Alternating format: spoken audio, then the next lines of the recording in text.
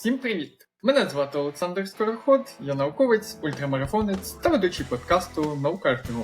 У сьогоднішньому випуску будемо говорити про марафон, про підготовку до цієї дистанції, як тренуватися, як фінішувати із хорошим часом. І, зокрема, будемо розглядати мій приклад, мій кейс-стаді. Я пробіг марафон у Вілмінгтоні, делаверський марафон, за 2 години 47 хвилин і 54 секунди. Тобто вибіг марафон із 2:48, фінішував 5-м в абсолюті і був 3-м в категорії 40-44 роки. Перше, майже за 9 останніх років я пробіг не ультрамарафон, а марафон.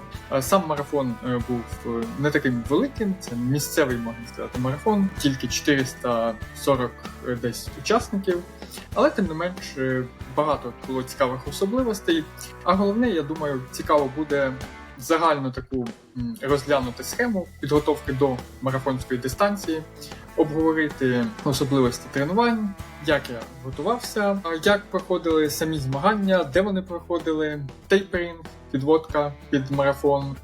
І, звичайно, пройшов уже тиждень після фінішу, то цікаво також подивитися, що ж відбувається далі після марафону. Але почнемо сьогодні трішечки іздалеку, глянемо мій передостанній марафон, який відбувся якраз 9 років тому, який проходив у Києві у 2016 році. Тому що аналіз того марафону дозволить нам також зробити деякі висновки щодо того, як вже правильно готуватись і бігти марафон. Побіг! Про марафон 2016 року. Чим він був цікавим, чим він був особливим. Цей марафон він проходив у Києві на початку жовтня. Найбільш, що запам'яталось мені з того марафону, це була, звичайно, погода. Тому що напередодні, якраз ввечері в суботу, піднялася якась неймовірна буря, яка порозкидала там стартове все містечко, позаливало дощем намети, і навіть перед початком самого марафону фактично не було достатньо місць для переодягання. Там, здається, кілька наметів все ж таки волонтери відновили. Були сумніви взагалі, що цей марафон відбудеться. Така була погода. І було дуже холодно, йшов дощ, і було вітряно. Тому, наскільки я пригадую, там, як все це відбувалось, коли зранку я прокинувся, жодного бажання бігти не було. Це при тому, що у мене на той час вже був досвід там бігу трейлів. Я пробіг, знову ж таки, 2016 рік, перший трейловий марафон Земброня. Він, щоправда, теж був укорочений через погодні умови. Звичайно, був ще досвід походів у горах, тобто поганою погодою не здивуєш. Але чому не дуже хотілося бігти той марафон? Тому що на той час я вже хотів вибігти із 3 годин марафон, при результаті на половинці десь порядка година 25, година 26 у мене було.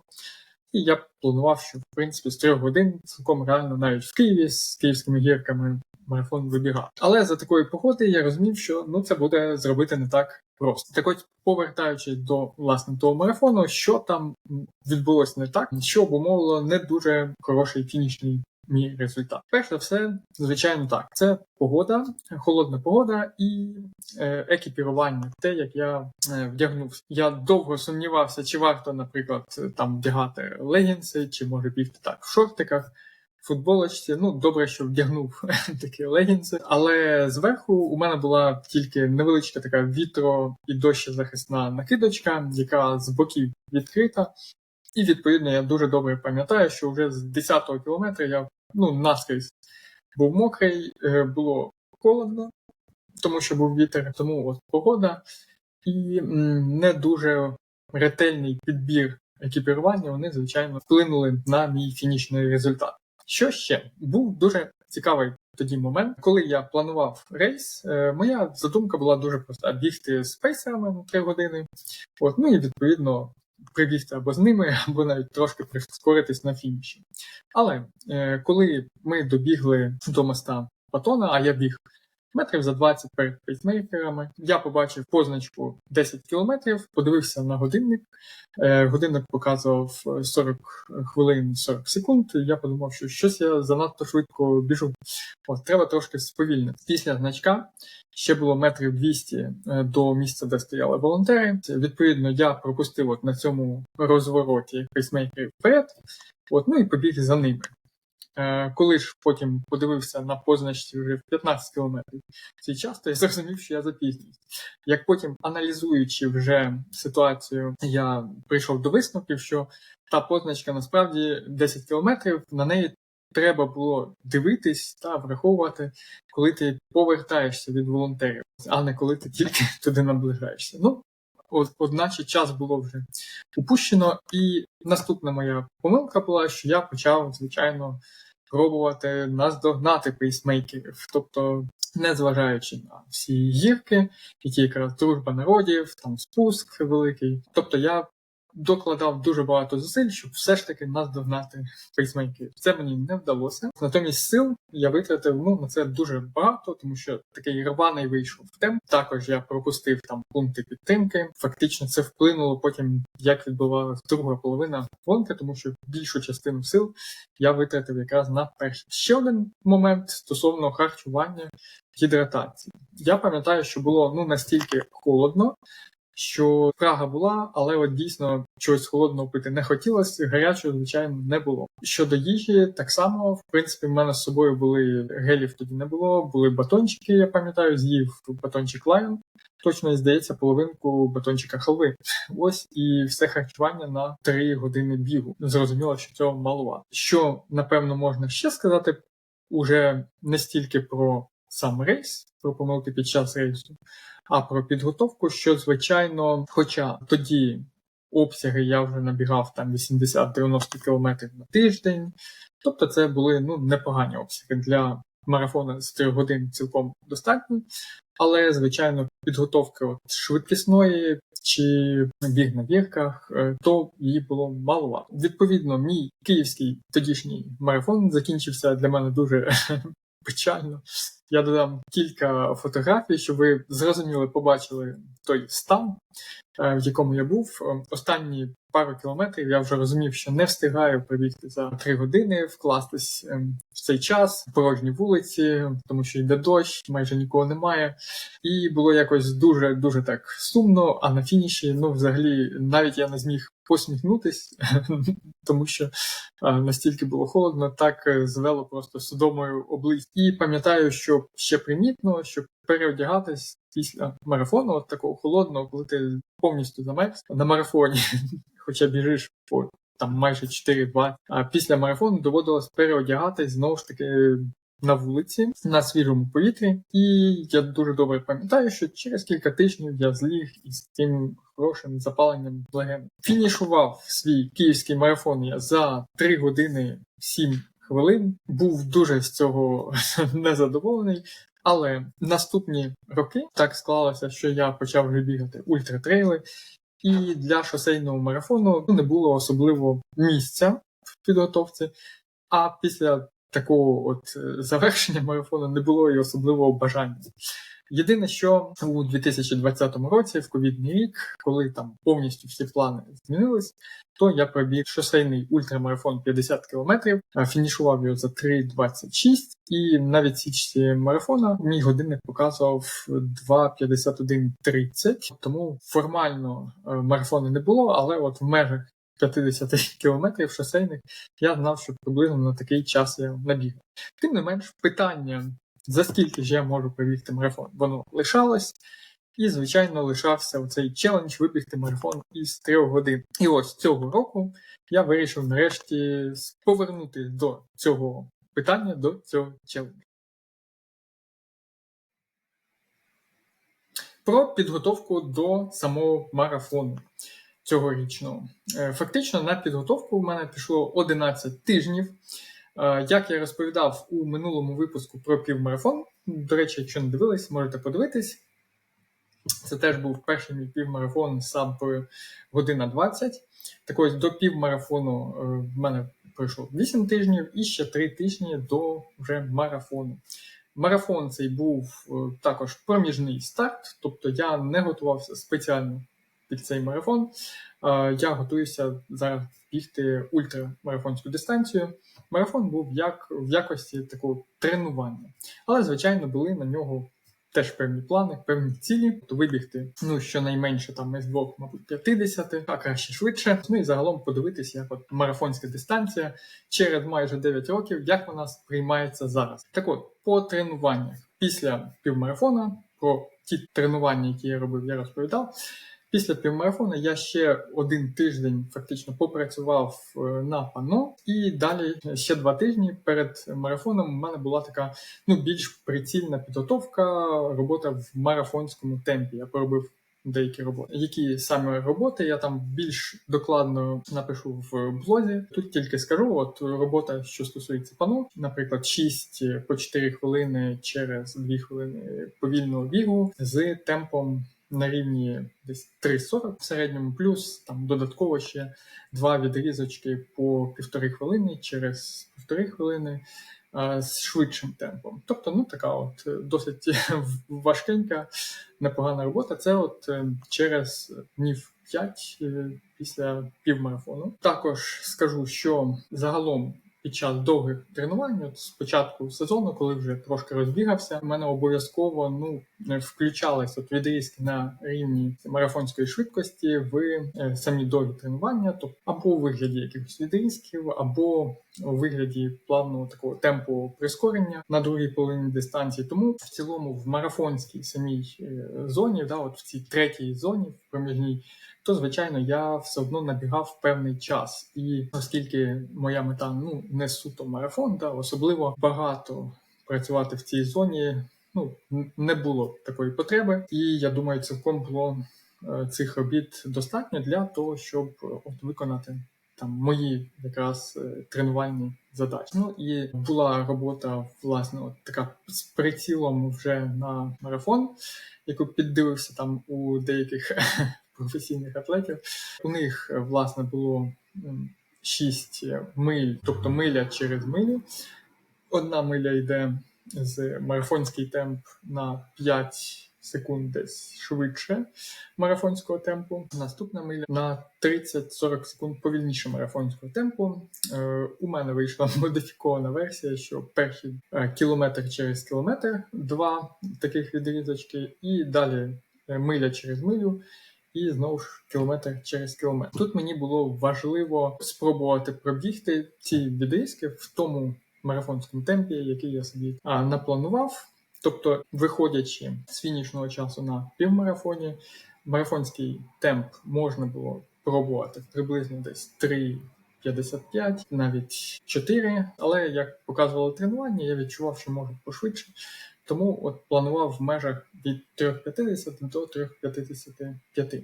І, відповідно, в цьому діапазоні приблизно і робив ці відрізочки. Що ще маю сказати по роботі, якраз в третій зоні, в якій в основному проходить марафон, тобто в зоні нижче за пано, поріг анаеробного обміну, то так чи інакше останні 2 тижні перед марафоном, то фактично я тільки дещо збільшив і, можливо, структурував трошки по-іншому цю підготовку. Так все йшло, як завжди, можна сказати. Про бігові обсяги. Знову ж таки, планомірно з початку сезону я так бігові обсяги збільшував, якщо перші 8 тижнів там десь 110-130 кілометрів, зараз вже буде побільше, мабуть, 120, там 140. І в цілому, по моїх враженнях ще з минулого року, то, звичайно, обсяги, вони відіграють велику роль, тому що не так відчувається той кілометраж в ногах, якщо обсяги великі. Тому для себе то точно зробив висновок, що марафон, якщо порівнювати із 2016 роком, там марафон на 80 кілометрах і марафон на тиждень в середньому, і марафон на, нехай, 130 кілометрах на тиждень в середньому, це зовсім 2 різних марафони. Значний відчувається запас сил, швидкості, коли обсяги більші. Але тим не менш, структура тренувань, звичайно, також буде важлива. Що ще по підготовці додам, так це те, що буквально одне тренування перед марафоном я робив з використанням вуглеводів, щоб нагадати трошки організму, як це харчуватись на високих швидкостях. Перед цим, перед півмарафоном, то також у мене було, мабуть, всього одне тренування, де приблизно 80 грамів вуглеводів за годину я там споживав. Це були такі тренування, щоб нагадати, щоб ці адаптації до споживання гелів при високих швидкостях вони закріпились, щоб вони не зникли зовсім. Так, зазвичай всі тренування проводжу без харчування, з водою, інколи навіть без води. Більш докладно, знову ж таки, по тренуваннях можна буде почитати у блозі. І значна частина, 8 із цих 11 тижнів по тренуваннях я вже розповідав у випуску, що стосувався підготовки до півмарафону, тому можете зайти подивитись це відео, якщо його ще не дивились. Так, тепер розкажу про сам Delaware марафон, який проводився в рамках Delaware Running Festival. Марафон проходив у містечку Вільмінгтон, це штат Делавер, він дуже близько, це містечко, до Філадельфії. Чому обрав саме цей рейс, саме цей марафон? Тут все було просто. Цей марафон, він один з найближчих до Вашингтона. Там їхати 1,5 години потягом. Зручна дуже логістика. Стартове містечко, воно знаходиться біля, практично залізничної станції. Потім готель неподалік. Тобто добиратись не складно. Далі цей марафон по датах мені дуже гарно підходив, тому що якраз 3 тижні після півмарафону і, скажімо, 3 тижні до мого наступного старту. Сама реєстрація теж була дуже недорога. $130. Півмарафон у Вашингтоні коштував порядка 170. В цю вартість входила, власне, ось ця футболочка, 4 булавочки і номерок. Ось весь сервіс. Звичайно, було в стартовому містечку ще можна було щось там поїсти, попити, тобто невеличкий такий набір учасника. Досить стандартний, непоганий, але нічого такого екстра. Тобто бюджетний марафон, який класно пробігти як тренувальний. Всього на фестивалі, а це 5-10 кілометрів, півмарафон, марафон, до 3000 учасників, марафонців, десь 440 людей. Відповідно, була змога стати десь на початок, щоб не загубитись в тому натовпі, і пробігти з тим темпом, в тому ритмі, який, власне, потрібен. Організаторам великий респект, що вони зробили такий захід. Причому цьому заходу більше 10 вже років, цьому фестивалю, і знаючи на власному досвіді з часів організації Феофаніївського фанрану чи академічного кросу, хто бував, то привіт всім. Можливо, хтось бігав ці івенти в Києві, то, звичайно, дуже багато треба часу, енергії, щоб організувати навіть невеличкий старт, для того, щоб зробити більший, це ще більше зусиль. Це єдиний марафон в Делавері, а в Сполучених Штатах популярна така штука, щоб пробігти, наприклад, марафони в усіх 50 штатах. І тому люди приїжджають. Про трасу ще марафона. Скажу, що дуже цікава виявилась траса. Я спочатку, прочитавши опис про марафон, там писалось, що ледь не найкращий ідеальний рейс для того, щоб пробігти, кваліфікуватись там на Бостон і так далі. Але потім, коли я вже зареєструвався і подивився мапу, то виявилося, що перша половина рейсу – це якраз приблизно майже такий самий набір, як за весь бостонський марафон. Відповідно, це такі великі досить гірки. І друга частина марафону, вона більш-менш плоскенька. Тому, звичайно, не те, щоб це було дуже якимось там великим сюрпризом, бо, знову ж таки, в своїй підготовці я гірки регулярно продовжую набігати в достатній кількості, але, звичайно, це на фінальний результат буде впливати. Тобто це не якийсь там плоский марафон, це досить такий горбистий марафон. Про рівень конкуренції не дивився заздалегідь результати. Розумів, що можуть бути швидкі хлопці і серед тих, хто, наприклад, збирає по штатах марафони, і серед тих, хто з Філадельфії, Вашингтона, тобто з найближчих міст. В принципі, потім виявили, дійсно було кілька хлопців, які в районі 2:30 бігли, а в районі 2.40-2.45. Це той діапазон, куди я цілився. Теж було у нас кілька людей, тому особливо великої конкуренції тут не було. Все ж таки старт досить локальний. Тому теж було цікаво і позмагатись за загальну тумбу, ну і в своїй категорії. І коротенько розкажу, як же проходив, власне, ось цей мій марафон, який я вибіг із 2.48. Старт марафону був о 7 ранку, відповідно, десь без чогось 6 я прокинувся, зробив невеличку зарядку, не снідав. Перед цим, власне, в мене була вечеря відносно пізно, о 8 годині вечора. Багато хто питає, що я вечеряю, тому розповідаю. Був бурий рис, тофу, яблуко, печиво протеїнове з сиром, наскільки знаю свій організм. Вранці дуже рано мені їсти не хочеться, відповідно, прихопив з собою 5 гелів, один думав перед стартом з'їсти, ось, але теж не хотілося. І 4 гелі у мене було на всю дистанцію. Дістався стартового містечка десь за 20 хвилин до старту. Була змога стати на самий початок перед стартовою аркою, що я і зробив. Стартували 10-21 і марафон всі разом. Напевно, 1,5 десятка людей, які от побігли одразу швидко. І якось, виходить, там утворилась невеличка така у нас групка. Я почав десь по 3.55 в відносно консервативному режимі, знаючи, що попереду гірки і що не варто занадто швидко починати, щоб був якийсь запас, краще, щоб зробити, можливо, негативний спліт і на другій половині там пробігти її швидко. Але, зрештою, трошки був зашвидкий, все ж таки, от аналізуючи вже постфактум сам марафон, трошки зашвидкий був цей темп, який ми бігли нашою групкою, тому що коли дійшло до гірок, ми там також намагалися цей темп тримати. От, і, відповідно, вже коли з цих гірок спускались, я зрозумів, що, трошки перебрав із темпом, відпустив 2 хлопців. Один із них, як виявилось, він біг половинку, він фінішував 3-м в загальному заліку. А ще один був моїм конкурентом, він, зрештою, хвилинки на 2 швидше фінішував за мене марафон. Тому першу половину дистанції, фактично це біг такий от по гірках, десь в такій парковій зоні, вибігли на шосе на одній з ділянок. Пункти підтримки нормально забезпечені, вода, ізотонік були. На деяких були навіть, здається, банани, якісь фрукти. На це я не дивився, тому що гелі були, і швидкість була досить висока, тому було не до... Вже на другій половинці дистанції, яка йшла велодоріжка, потім повз жіночу в'язницю. Така локація цікава. Далі якась лісопаркова смуга.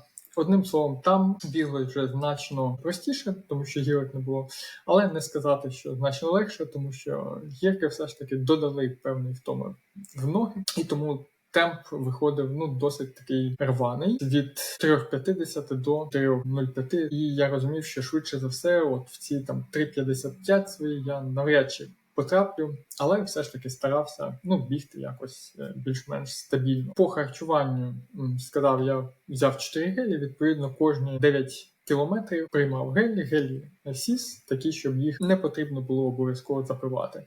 І по ходу дистанції старався пити на пунктах підтримки воду чи Gatorade, відпрацював цей навик, коли скручуєш стаканчик, випиваєш на ходу, коли біжиш швидко. Дуже корисний навик, щоб на себе не проливати все. Останні кілька кілометрів добігав уже на таких морально-вольових, хоча пейс був непоганий, як потім по годиннику подивився, то навіть до 3.40. До речі, про пейс, годинник цього разу нарахував десь на 450 метрів більше дистанцію, тобто похибка досить значна, тому коли пейсите себе, звичайно, дивіться, ще зважайте на ті відсічки, які є по дистанції. Біг у кросівках Asics Everest, не карбон, але досить легенькі, такі півмарафонки для цієї траси, для покриття, ідеально, як на мене. Зазначу ще один момент, що погодою дуже пощастило.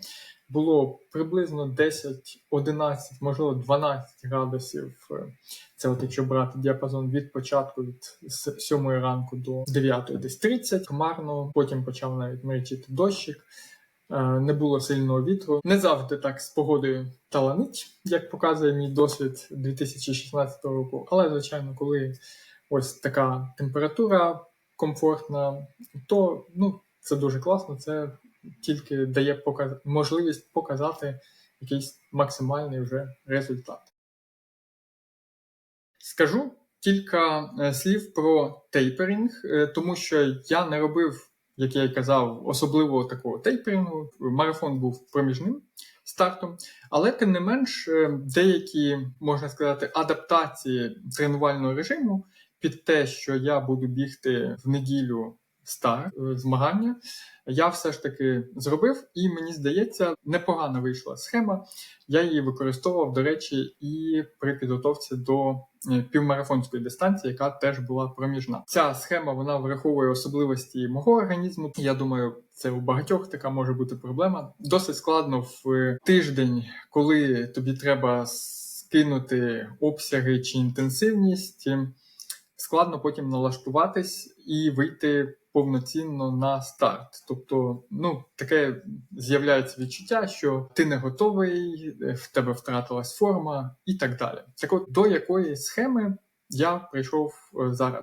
Перші 3 дні у тиждень, той, в який відбувається старт, я тренуюсь фактично так само, як зазвичай. Понеділок у мене вихідний, вівторок, середа, четвер. Це звичайні тренування з трішечки, можливо, там відсотків на 10 меншими обсягами і не дуже інтенсивним тренуванням на швидкість. Тобто, якщо я готувався до півмарафону і там були роботи на пано, то, відповідно, я зробив просто на гірках прискорення, але не дуже тривалі. Це хвилина, 2 хвилини на рівні пано. Тобто це по відчуттях було дуже легке, швидкісне тренування. Коли я готувався до марафона у вигляді швидкісного, так само на гірках зробив 3-я зона, рівень пано, легеньке, швидкісне тренування, не дуже довго. З одного боку, це показує організму, що ми продовжуємо тренуватись. З іншого боку, це все ж таки дещо його розвантажує. Далі, ключовий момент. 4-й день, замість того, щоб робити повний відпочинок, як я раніше зазвичай робив, зараз я роблю одне бігове тренування, теж дуже легеньке, таке, як ніби перед стартом, 5 кілометрів, півгодинки. Аеробне тренування і, звичайно, невеличка зарядка в мене також завжди є.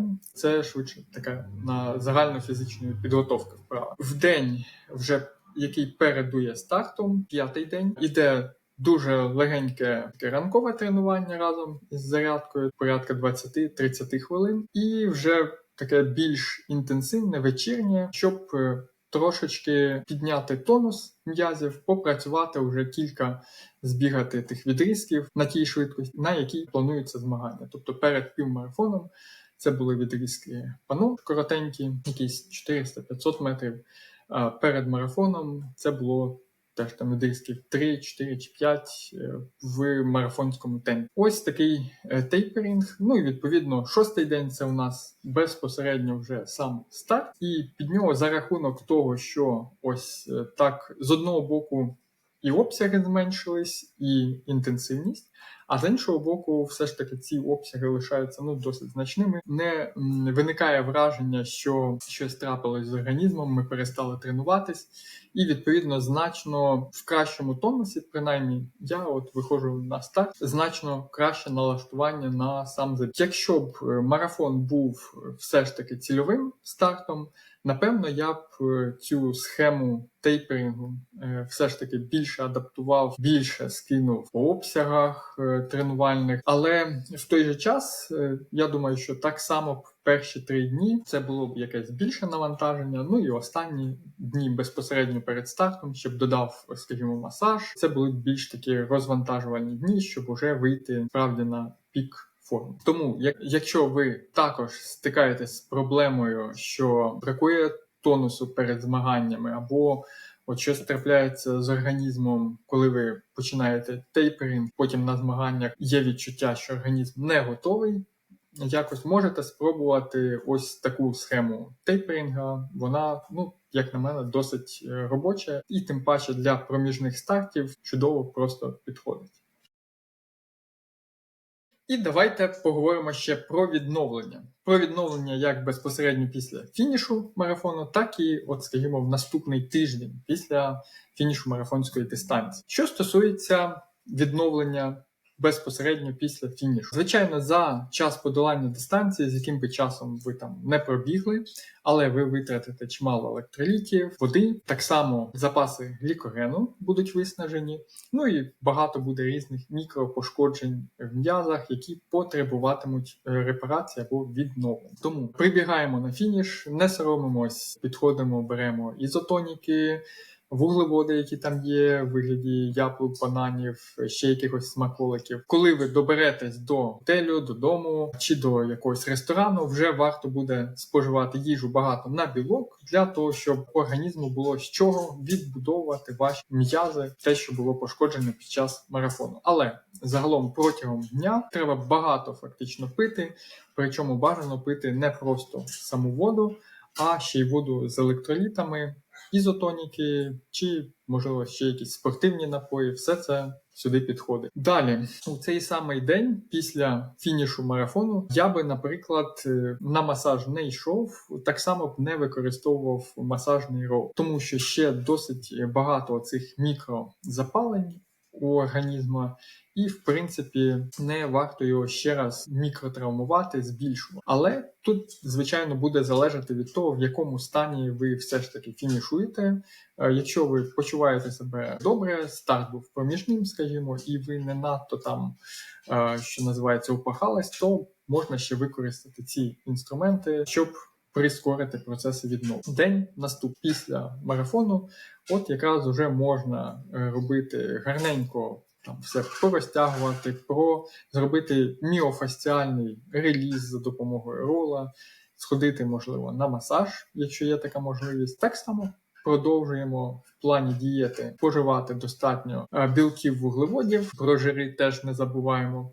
І, звичайно, можна теж попити напої, які містять електроліти, тому що солей, дійсно багато виходить під час марафону. А що стосується тренувань у наступний тиждень, ось тут буде залежати від того, в якому стані ви фінішували, від ваших наступних цілей, і це яка фаза підготовки, в якій ви знаходитесь зараз. В моєму випадку розкажу, що після фінішу марафону, то фактично я зробив наступний тренувальний тиждень. Це був звичайний тренувальний тиждень, навіть не відновлювальний тиждень, де я мінімальну кількість виконав якихось високоінтенсивних робіт. Практично я їх не робив. Трішки побігав на гірках і вже в неділю, через тиждень після марафону, пробіг фартлек темпову у рамках довгого тренування. До цього це були просто об'ємні тренування, спокійні, але це все завдяки тому, що під час марафону, незважаючи на те, що він не був легким для мене, в той же час, під час самого марафону все пройшло добре. Після марафону я відчув, що по відновленню я вже вівторок можу робити бігові тренування, все гаразд з опорно-руховим апаратом, з готовністю фізичною, фізіологічною, психологічною. Тому тут треба дійсно дивитися по своїх враження. От якщо порівнювати там 16-й рік і 25-й рік, то 16-й рік це пікові обсяги 90 десь кілометрів на тиждень і марафон. 25-й рік це 130-140 кілометрів на тиждень і теж марафон. То, звичайно, стан організму, коли на більших обсягах, то значно кращий. Немає оцього, що в понеділок не можеш спускатись по сходах чи ще щось на кшталт. Тобто в понеділок я вже покрутив велосипед. Так, були ще якісь там затиснення в м'язах, знову ж таки, помасажував на ролі. Тобто зробив такий відновлювальний день повноцінний і зміг продовжити тренування. Звичайно, інтенсивні тренування не робив, тому що по відчуттях, перші дня 3 після марафону, ще відчувалося те велике навантаження, яке було під час марафону. Далі, вже під кінець тижня, прийшло відчуття, що відновився і можна продовжувати тренування. Тому, підсумовуючи, що в день фінішу марафону приділяємо особливу увагу гідратації, споживанню достатньої кількості вуглеводів, білків. Далі, наступні кілька днів забезпечуємо собі повноцінний ще сон для того, щоб відновитись. І вже потім, залежно від стану організму, наступних цілей і тієї точки, в якій ви знаходитесь, тієї фази підготовки, продовжуємо свої тренування. Ось така досить проста схема. І наостанок давайте підсумуємо, як же пробігти свій ідеальний марафон і вибігти, наприклад, із 2:48. Що стосується вибігти із якоїсь цифри, чи це 3 години, чи це 2:48, то, звичайно, все впирається в специфіку вашої підготовки. Для того, щоб бігати швидко, треба тренуватись, бігати швидко. І якщо у вас є половинка десь в районі години 24, можна планувати точно вибігти марафон із 3 годин. Якщо у вас є половинка в районі години 20, то так само можна цілком планувати вибігти із 2:48. Тобто вашої швидкісної роботи, значить, достатньо. Тут ще питання, звісно, аеробної бази, витривалості, тактики, погодних факторів, маршруту. Але зрештою ви можете на ці цифри сподіватися. Ця табличка Джека Деніелса, де з поправкою на певний коефіцієнт, знаючи свій час на півмарафоні, можна розрахувати, на що ви можете сподіватись перед стартом. Вона цілком робоча. Тому, якщо хочете вибігти марафон із 2:48, треба тренуватись, робити відповідні швидкісні роботи, працювати над вашим порогом анаеробного обміну, скільки ви можете бігти на ньому, працювати в третій зоні, з марафонським темпом. І чим ближче, власне, до вашого марафонського рейсу, тим більш сфокусованою підготовка має бути саме на марафонському темпі, щоб пробігти з ним всю дистанцію. Другий момент. Для ідеального марафону, звичайно, важливий маршрут дистанції. Я чудово розумію тих бігунів, які обирають плоскі марафони, так звані, де невеликий дуже набір: Берлін, Чикаго, Севілья зараз. Тобто є марафони, де практично немає набору, або він зовсім мінімальний, і такі марафони дійсно можна бігти на кілька хвилин швидше за марафон, якийсь типовий, умовно кажучи, де є метрів хоча б 200, 150-200 набору. Хоча і це небагато насправді. Тому що в Києві, як мені здається, в 16-му році там набір був посолідніший. Але якщо у вас є ситуація, як, наприклад, в моєму випадку, на Делаверському марафоні, де основна частина набору йде на першій половині дистанції, звичайно, варто більш стримано бігти цю частину і тоді зробити вже основну роботу, основне прискорення на другій половинці. Тоді можливий кращий результат. Третій момент важливий для марафону – це харчування, гідратація. Я говорив про свої помилки у 2016 році на марафоні. Майже нічого не їв, не пив. Звичайно, що мій результат був гіршим, ніж якби був з їжею. Цього разу 4 гелі – це 400 калорій, плюс ізотонік вода. Але я думаю, що можна було б все ж таки і побільше, напевно, гелів спожити. Можливо, і час був би трошки швидший. Ще один важливий фактор, який вплине на час на марафоні і який буде дуже важливим, це стрес, загальний стрес. І тут маю сказати, що от якраз за 5 днів до марафону захворіла у мене донька на якийсь грип. Через день то дружина відчула перші симптоми.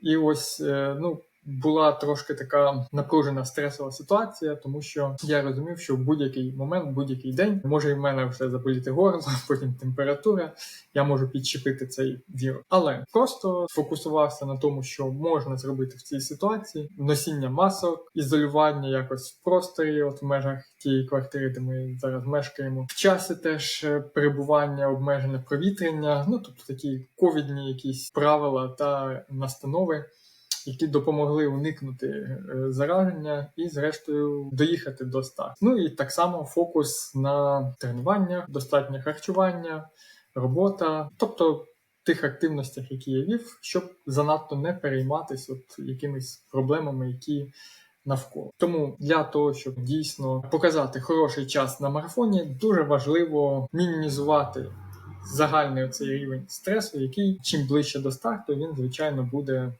зростати. Тому потрібно з цим працювати.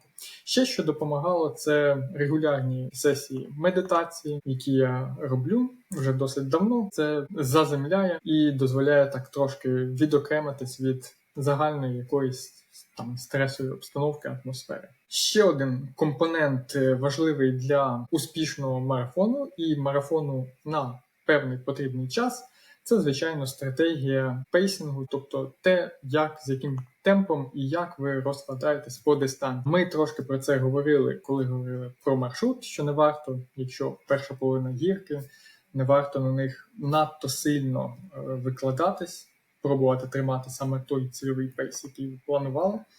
Є сенс трошки повільніше пробігти цю частину і прискоритись на нас. Але і в цілому залежно і від маршруту, від того, які суперники, конкуренти, групи, які біжать на певний час. Все це може варіювати. І тут задача вас, як бігуна, знаючи свою мету, правильно врахувати всі ці змінні і розподілити сили, свій темп так, щоб пробігти з запланованим часом. Марафон в цьому плані дуже цікавий, і це така математика, тому що ви знаєте на тренуваннях, з яким темпом ви можете пробігти на рівні порогу анаеробного обміну. Ви знаєте, які ви роботи виконували. Можливо, є результати якихось проміжних стартів перед марафоном. І знаючи всю цю інформацію, потрібно вже під час самого рейсу правильно, чітко розподілити сили для того, щоб з мінімальними зусиллями досягнути потрібного результату.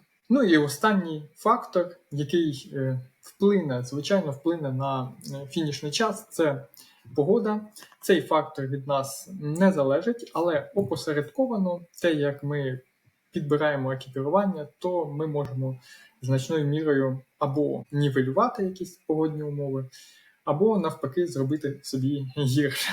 Відповідно, дивіться прогноз погоди, зважайте на те, яка вона може бути, підбирайте відповідне екіпірування. Це дозволить вам не замерзнути під час марафону чи не перегрітись. Ось можна буде пробігти цей марафон значно краще, значно швидше, ніж якщо цей фактор не врахувати. Що ж, на цьому буду завершувати свою розповідь про марафон у Вілмінгтоні. Якщо якісь питання не висвітлив, чи у вас виникли якісь додаткові запитання, будь ласка, пишіть в коментарях цим відео, буду відповідати. Невдовзі підготую також текст для блогу, де якісь, можливо, деталі розпишу більш докладно. Хочу ще дуже подякувати своїй дружині Юлії, донечці Валентині, завдяки яким і, можливо, ось та підготовка, яку я роблю зараз, харчування, підтримка цієї оптимальної дієти, якийсь режим сну, відпочинку, роботи і гармонійний загальний емоційний фон. Все це завдяки їм, моїм рідним, тому дуже велика подяка їм. Насправді всі ці успіхи були просто неможливі без такої підтримки. Марафон, дистанція дуже вимоглива, потребує серйозної підготовки, тому зичу всім вам успіхів, побити ваші персональні рекорди, оновити ваші персональні рекорди. Якщо це відео було вам корисним, помічним, то ставте лайк, пишіть коментарі для того, щоб його алгоритми могли показати ще більшій кількості людей. Дуже дякую всім патронам каналу Наука бігом за вашу підтримку, за вашу допомогу у розвитку каналу. На цьому все. З вами був Олександр Скороход, ведучий подкасту Наука бігом. Почуємось, побачимось вже у нових епізодах.